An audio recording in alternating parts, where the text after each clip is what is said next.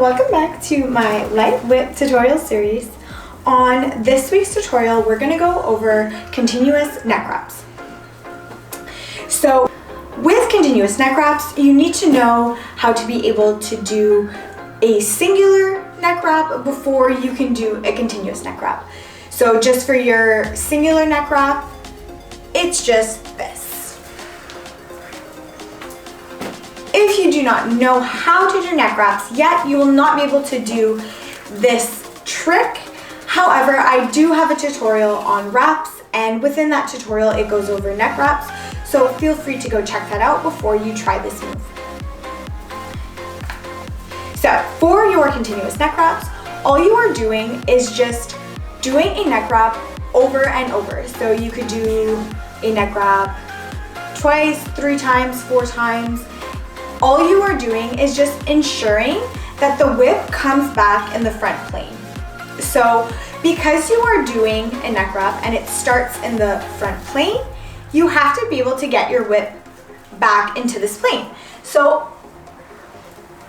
notice what I did. I did my singular neck wrap and then bring it to the front.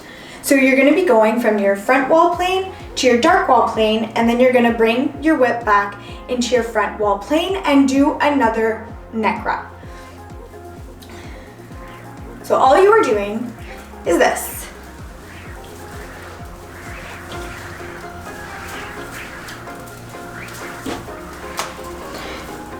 So realistically, you could do a continuous neck wrap 5, 10 times, 20 times, as long as your whip remains in the proper plane and it doesn't start to go all wonky.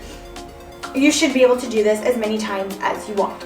So when you do this, you need to make sure your head is continuously going from here to here, to here, to here.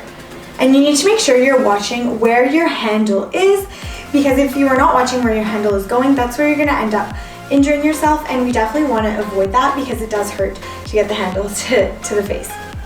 That is all for this week's tutorial, and don't forget to comment, like, subscribe if you enjoyed the video and found it helpful. If there's a specific move or tutorial that you want to see, let me know in the comments below. I will see you guys in the next one. Bye!